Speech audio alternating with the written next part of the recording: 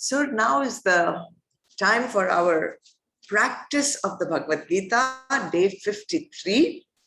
And today I have chosen Shlok 27 and 28 because they go together of the 5th chapter or the 5th Adhyay. Let me read it out to you. Sparshan kritva bahir bahyam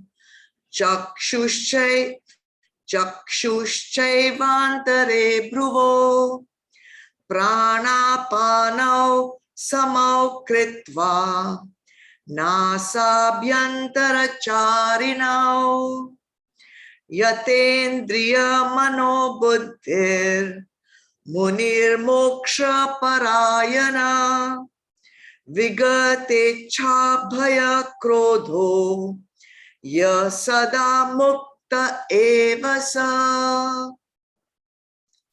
Bhagavan says, shutting out all thoughts of external enjoyments, with the gaze fixed on the space between the eyebrows, having regulated the prana, outgoing and incoming breaths, flowing within the nostrils, he who has brought his senses, mind, and intellect under control, such a contemplative soul, intent on liberation and free from desire, fear, and anger, is ever liberated. All right. A lot of things over here to talk about. And of course, as you know, we are talking about the practice of meditation. And what do we have to do to meditate successfully? So if you have to make a pot of tea, you really don't have to do anything to the tea. You simply have to put the leaves in a pot and pour boiling water on it, on the leaves, and the tea automatically gets prepared because the water was at the right temperature and the tea simply bloomed and became successful pot of tea. In the same way, when we sit for meditation, if all our faculties are perfectly adjusted, perfectly attuned, self-realization will automatically happen. It will bloom within you. So successful meditation doesn't just happen without making our faculties ready for it. Successful meditation. Unsuccessful meditation is okay, but if you want to make the meditation result, successful means what? Result in self-realization, then it needs to be fully adjusted to the entire faculties that we have. Even the rishis, when they recommended meditation, they recommended some preparation. They recommended purity of the body, mind, intellect, and practice. Even in Ashtanga Yoga, meditation is not the first step. You have to go first for yama, niyama. Some rules are there. Some preparation is there. Then you have to prepare the body with asana. You have to prepare the breath with pranayam, pratyahara, dharana, then dhyan. And after dhyan, samadhi. So dhyan is not a kindergarten kind of a practice in spirituality. It needs a lot of sadhana before you can have successful meditation resulting in self-realization. So let's talk today about 5 points, action points we call them, to adjust our faculties so that we have fruitful, successful meditation. And they're not my action points. They're all in the shlokas that we have just read. So the first thing Bhagavan says is you need to shut out all thoughts of external enjoyments. It's not about shutting your sense organs. It's about shutting out thoughts of external enjoyments. Now, stopping all thoughts is a fallacy. It is never ever going to happen because they rise by themselves from within. Even when our eyes are closed, which is normal during meditation, our mind is constantly roaming around in the external world. Yes or no? But meditation is for what? It's for finding our inner joy. The joy we're looking for is inner. There is no need for us to go roaming in the outer world. Therefore, to shut out the outer world during meditation, you need to prepare it by developing vairagya for the outer world. If you do not have vairagya for the outer world, let me assure you, it's impossible to shut thoughts of the outer world, which include its enjoyments, during meditation. So we need to prepare. What is the sadhana? Prepare yourself for meditation, okay? By slowing down your life. Too much of outer life will result in that outer life coming into you when you are just closing your eyes and sitting for meditation. Your mind cannot be stopped, right? It will keep wandering. It's sukshma sharir. So till that time when you have developed vairagya and you are able to just shut out the outside world in your mind, and you want to practice, let's say, meditation, you haven't developed full vairagya, then what should you do? At least for 10, 12 hours before your practice, make sattvic choices of everything that you do. Whether it is food, whether it is the time you go to bed, whether it is your reading practice, your music, whatever you are doing, at least for 10 hours, it needs that much time for the mind to develop slowness so that when you close your eyes, you do not feel pulled out into the outer external world with its enjoyments, okay? So I know that when I take meditation practice, not meditation, meditation practice for some students in the past, I have always sent instructions for the previous night. Go to sleep early, eat sattvic food, don't watch TV, don't go out into the, nightclubs, don't go to restaurants.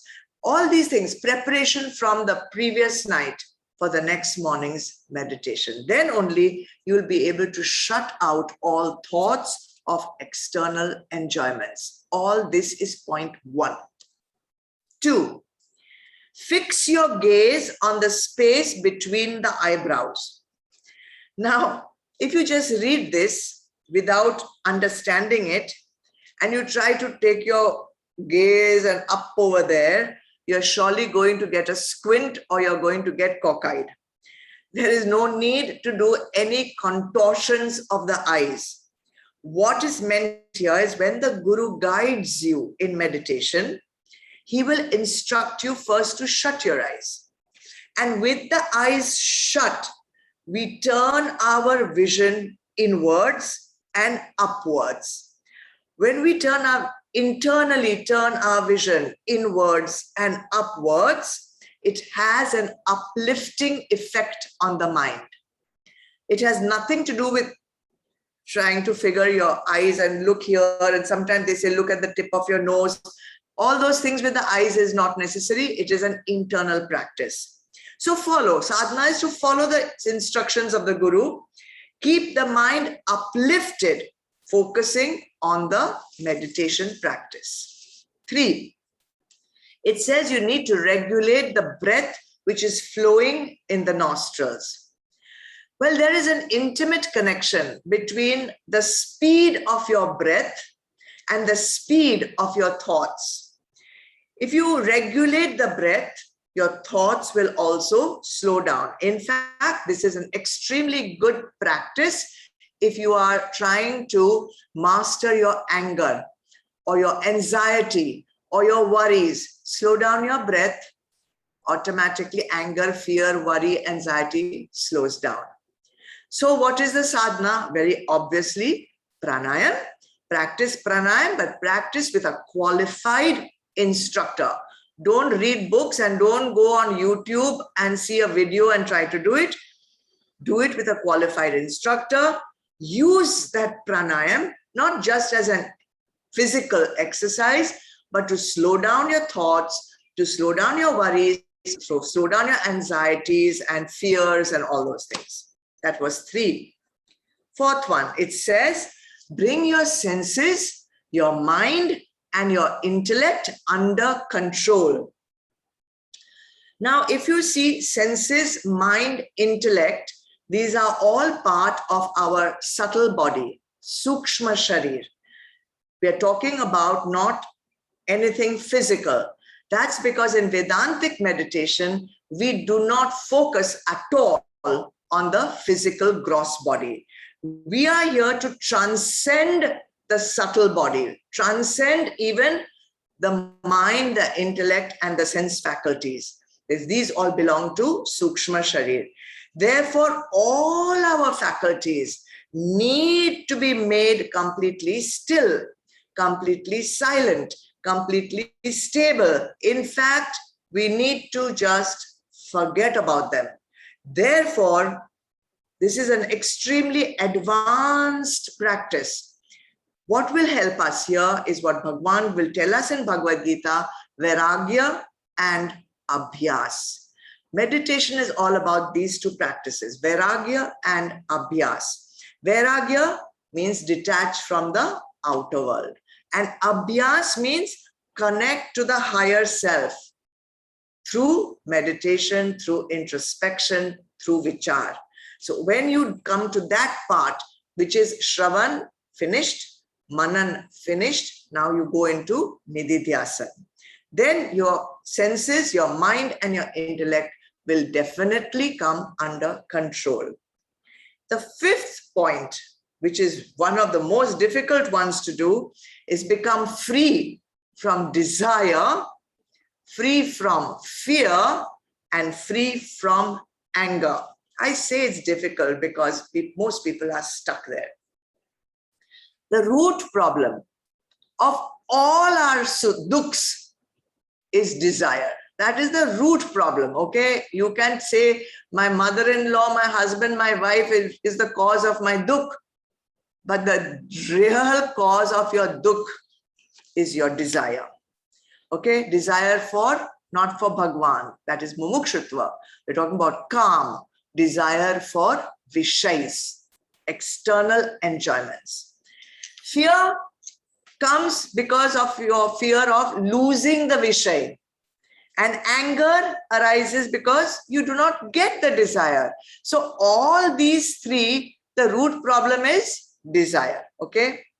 All 3 cause vikshep, and that is unrest in the mind. If the mind is at unrest, how can you meditate? It is not at all possible. So it's imperative to work on these 3 avguns before you even attempt to get self-realization through meditation. So develop faith. Faith is the basic thing you need for everything, okay? Then you can use pratipaksh bhav, fear, faith, anger, calmness, and desire, contentment. Try to work on the opposite, the sadgun of the avgun. Sublimate your desires with mumukshutva, develop shat sampati. So many things you have to develop. Nishtha in your goal. And all these things are going to happen. Only 2 things you need to make pakka.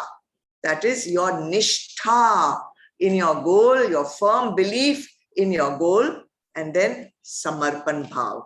If you get these 2 in order, you will be able to work on all these 5 points. And all these 5 points worked on means you sit for meditation and automatically, like that teapot, self-realization can happen. That's all I can say for today. Try it out. Start. More tomorrow.